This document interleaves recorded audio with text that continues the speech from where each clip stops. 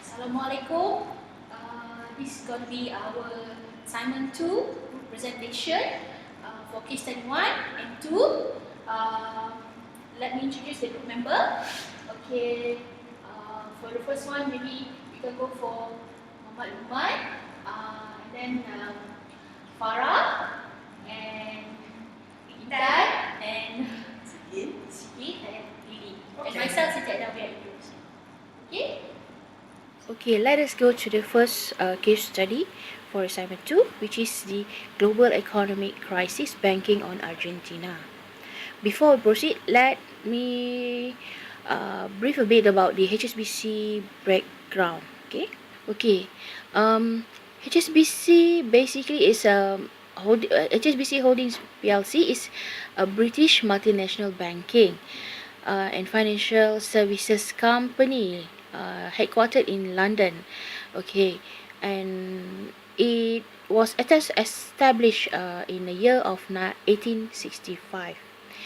Until the early 20th century, HSBC set up offices and branches mainly in China, Southeast Asia, but also in India, Japan, Europe, and North America. HSBC has growth using in a way of acquisition and diversification since World War II. And now HSBC has about 7,500 offices in 87 countries and stock market listing in London, Hong Kong, New York, Bermuda, and Paris. HSBC is continuing to invest in faster growing market and segments that have internationally connectivity. HSBC is also involved in a wide range of product and banking activities. Okay, HSBC has ventured into Argentina basically in the year 1997 by acquiring Robert SA. It changed its name to HSBC Argentina Holding SA. Okay, now let us allow me to brief about history of the economy, Argentina's economy. Okay, Argentina economy flourished in the beginning of 20th century with the annual economic growth about 5% for 3 years. However, because of the state intervention, it led to the poor productivity and structural weakness in the economy. Inflation plagued the country. Two bouts of hyperinflation in 1980s and two banking collapse. As a result, Argentina lost trust in the pesos and invested in US dollars or shipped their capital abroad. Okay, now let us go to the first question in the case study. Okay, the question is, what are the major factors that initially caused the peso to fall in value against the dollar? Okay, what did the government of Argentina do to reverse the decline in the economy? Okay, from our discussion, we noticed that the major factors that initially caused the peso to fall in the value against the dollar were due to the number one, introduction of the convertibility law by the currency board, and number two is a decline in the commodity prices. Number three is basically a deflation sets of Argentina's government. Okay, let's look on the first factor, which is introduction of the convertibility law. Okay, through the convertibility law, which basically patch 1-to-1 between USD to the Argentina pesos, were initially showing a positive developments. Okay, as time goes, it basically turns otherwise. It reduced Argentina's government ability to respond to the external shock by allowing its exchange rate and monetary policy to be determined by the factor of the US. And that means that anything will need to go to based on the USD value. Interest rate, for example, like interest rate were in reality set by the US Federal Reserve. Okay, basically the currency board arrangement was put into test in 1995 by the Mexican peso devalued. Okay, most of the investors got nervous because of the about the Latin America in general, and pulled out the investment from the Argentina, and as a result, the economy shrank by 4%, and many banks has collapsed. Okay, what basically what Argentina's government do in order to reverse this decline in the economy? Okay, basically the government has responded by tightening the bank regulation and capital requirements in some of the larger banks took over the weakest one. Okay, Argentina increased export and investment, and the country returned to 5.5% growth. Okay, now for the factor 2, decline in commodity prices.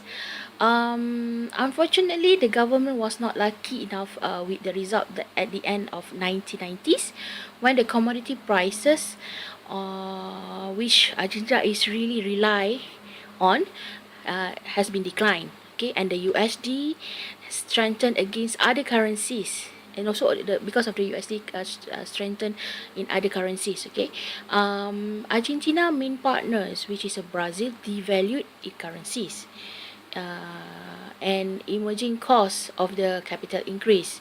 So basically, Argentina soon falls into recessions, with the GDP falling to 3.4% in 1999, and unemployment increasing into digits. Argentina, because of its hard link to the dollar, was unable to compete internationally with other countries surrounding it, such as Brazil, due to high prices. Factor number 3, devaluation of currency of Argentina government. Okay, one way to correct the hard link problem would be the devalue its own currency, and deemed to be intentionally and direct action by the government to bring the value closer to the fundamental value. So, but Argentina could not value unless it cancels the currency board. So, Movit did not want to because of its currency board's property and the past success. Okay, the only way for Argentina to become more competitive was for prices to fall. As deflation set in, however, the government and some private companies found it difficult to pay off the debt, because it was not collecting as much revenue. They are not collecting more. They are having problem in collecting revenue. Okay, banks has been lending dollars at 25% interest, which is quite high, and though the risk supposed to be low. Okay, let us proceed to the question number 2. How has the fall in value of peso affected business opportunity for companies doing business in Argentina and in exporting and importing? Should the government allow peso to fall even further to stimulate export? Why and why not? Oh, okay. Because of there's a fall in pesos, it did impact on the business, especially because of the cost of production has increased due to price of import goods and services is expensive, especially fuel and gas, or even the raw material that need to be imported from outside for the purpose of production, internal production. So, and because this also it restricted the power purchasing of the Argentina's consumer, whereby most of the consumer become more careful in spending their money. Besides that, for the import and export, the demand for foreign goods and servicing, including the monetary or charities that use USD denominated currency, such as SBC, has also been decreased. Okay, because of the high price of because the peso, they need to pay more pesos in order for exchange of another currencies. Okay. As a result of this, the demand for the import has been decreased, whereby because of the higher price. But because, and another thing is because most of the Argentinians will not be able to pay for the such price, and they would prefer to buy the local goods comparatively to the imported goods. So in and another perspective of export, the local product is basically being viewed as a lower price due to falls in peso, and the country able to export more to international for the export. So okay, this later will leads to the answer number 2, item 2 for the answer, question 2, which is should government allow peso to fall further? The government should not allow the peso to fall further because imports are more expensive, making domestic customer less likely to purchase them. Thus, when imports is more expensive, it protects. Although the import is more expensive, it does protect domestic business. Then maybe become less efficient about without a pressure of competition. Okay, this uh, imported product is not really in the local market, so most of the local business will tend to lose the competitiveness in terms of quality of between the local product and the imported product. uh, the cost of product will increase, which will cause increasing in unemployment and poverty rate. Okay. Higher export relative to the import can also increase the aggregate demand, which can lead to these differences with the aggregate demand and aggregate supply will leads to the increase in inflation rate in Argentina. To the question number 3, what are the similarities and differences in the crisis in Argentina and Greece? Okay, let's look at the similarities. Basically, both countries having a deep recession and high inflation rate. This is where both country is having not Greece is also not using the its own currency but also transnational one, while Argentina's patch is peso to USD. Inflation is caused by falling currency and hyperinflation by the collapsing currencies. Okay. The second similarities is actually increasing in deficit, account and budget deficits, as well as the debt burden. Fundamental problem was the fiscal adjustment did not and had been expected to restore the solvency and investor confidence. The next one will be the IMF 8. Both insistences on the fiscal adjustment were to restore the long-term solvency. IMF back then had been acting in practice as a lender of last resort for emerging economies. Next similarity will be the currency depreciations. Okay, Argentina have left the currency board and let its pesos float. While for Greece, it also returned to the Greek currency depreciated against the euro. Euro will face the opposition from the Germany. Okay, now let us look at the differences. Okay, for Greece, in terms of Greece, it has ECB as a lender of the last resort, while Argentina did not have.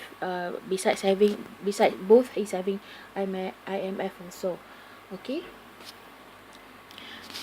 With regards to the financial aid, U.S. Federal Reserve was not willing to assist Argentina, so and IMF did not have enough financial resources to assist. While Greece, last lender, the ECB, in theory print as many euros as it wants, and this is an important deterrent for bank runs. In terms of economic growth, okay, Argentina units labor cost has decreased. Structural reform during the 1990s and produced a very rapid increase in labor productivity. Export is also expanding because of this, but it differs from the Greece because Greece competitiveness has the competitiveness problem due to high unit labor costs and a slow growth. This is due because of the currency value compared to the two countries. Okay, let us go to the question number 4. This is last question. Is Argentina is a good bet for HSBC, or should they shut down the operation and invest more aggressively in fast growing market like China? Okay, no, it is not a good bet for HSBC. Why? Because HSBC profit at the global banking group has fallen of more than 1 billion to arise from the economic because of this economic crisis of Argentina. HSBC even have taken about 520 million charge to cover the losses stemming from the change in value of pesos and general provision of 600 million of losses in Argentina. However, till now, HSBC still maintaining its business in Argentina because in Argentina investment is only about 0.5% of its asset, which is quite small, and then that problem did not really pose a great increase to the bank. Okay, although yeah, the 600 million in total charge in 2001 was made against the Argentina loans, and it did increase the bad debt provision for the bank. However, HSBC should also aggressively invest in China. Um, this is because HSBC has a policy that to invest in investment policies of HSBC is investing in long term. So, China basically has tremendous business opportunity between the mainland of China, Hong Kong, Macau, and Taiwan. So based on this, Chinese people basically save approximately an average of 30% of their earned income, i.e., with a population of 1.3 billion, and domestic consumer spending increased faster than all Europe and if all Europe and US combined. Okay. Um, China economy has also grown at average of around 10% a year for the past 3 decades, with China GDP grew by 7.8 in 2012, and as per HSBC expectation in 2013, it grew to 8%. Okay. HSBC local knowledge of Greater China stems for more than 145 years of experience in the region. So with this local knowledge combined with HSBC worldwide network of 7,500 offices in 87 countries and territories, provide a strong platform from which the business needs throughout the Greater China.